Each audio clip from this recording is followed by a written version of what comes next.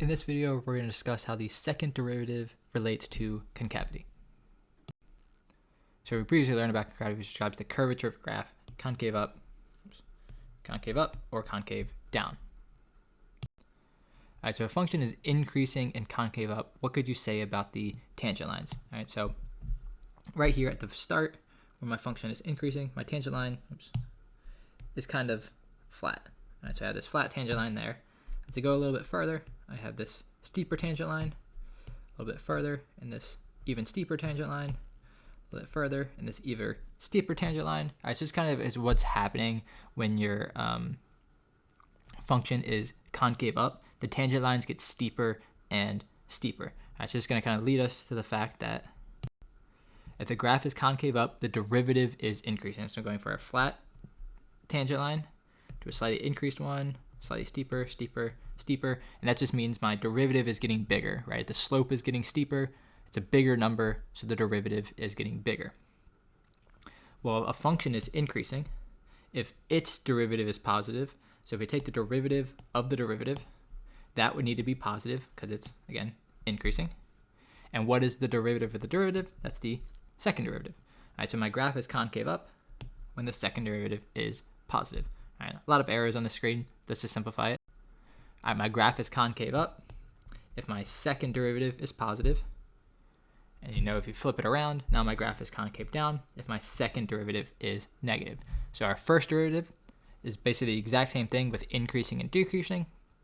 And now my second derivative is the same with concave up and concave down. All right, so determine the concavity of this expression. Well, it's the exact same thing as when we were doing increasing and decreasing. We just have to go to the second derivative instead of the first derivative. So I'm going to take the first derivative because I need to do that to get to the second derivative. Then I take the derivative again to find my second derivative. And there's two different things I need to worry about. I need to worry about is when this is 0 and when this does not exist. Because there's the places where my second derivative can change from positive to negative or vice versa. It's just a line, so it's never going to be does not exist. So I'm just going to set it equal to 0.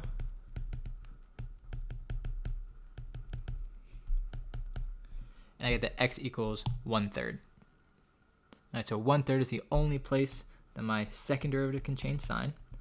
All right, so that's going to go on the number line. I'm going to pick my test points, just the nice small values near 1/3. And again, if I'm looking for concave up, I'm trying to figure out the behavior of the second derivative. So I'm going to take these numbers and plug them into the second derivative. All right, for 0, I get -2. So my second derivative is negative for that whole interval. For 1, I get 4, which is positive. So my second derivative is positive for this whole interval. Now the final answer wants me to know when the graph is concave up. Concave up means my second derivative is positive, so my answer is 1/3. And the interval keeps going forever. So this is basically the exact same process we did for increasing and decreasing. The only difference is I just go one step farther to the second derivative. All right, the strategy, again, you can read through this. It's just the same as increasing and decreasing, just the second derivative instead of the first derivative. All right, another example, I'm going to figure out when this graph is concave down, so I take the first derivative. So it's going to be 4/12 is 1/3. That cancels out. Minus 8x plus 3. Second derivative. And again, this is never going to be does not exist because it's just a polynomial. So really we just need to figure out when it equals 0. So let's set it equal to 0. All right, we have the factor. And we get x equals 4 and x equals -2.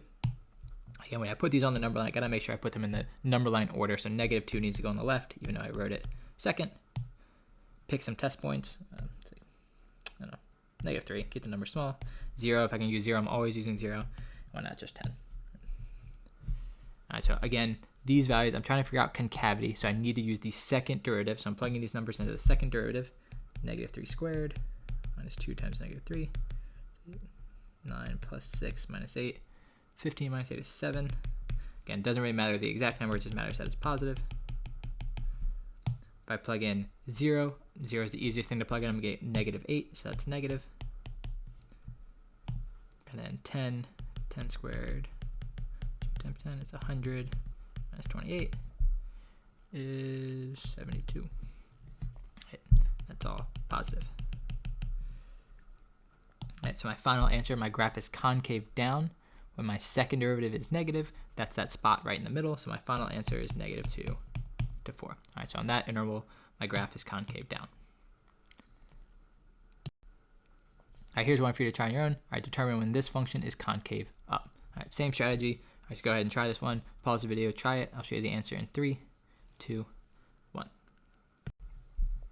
And the answer I got was 1/2 to infinity. All right, you can see all the work, finding the second derivative, set equal to 0, plug in some test points. Again, you could always use different test points. You don't have to use mine, but 0 and 1 are probably the nicest numbers to plug in, so I'm always going to use those if I can. All right, so one thing, just a small definition, when the concavity of a function changes sign, we call it an inflection point. So when we kind of are going from this type of view to this type of view, we have to kind of make this S-turn to make that happen. All right, that's an inflection point. So in this graph, it would happen kind of in the middle of these two parabola shapes. That would be an inflection point. All right, so inflection points are something that come up in terms of AP questions and stuff. So right now, we're just introducing the definition. All right, if my concavity changes, I have an inflection point. All right, so the important things to remember is just that the second derivative describes the concavity of a function. You can use the number line the same way to determine intervals as we did for the first derivative, in increasing and decreasing. And just this one extra new definition I just tacked on at the end. If your concavity switches, then that's called an inflection point.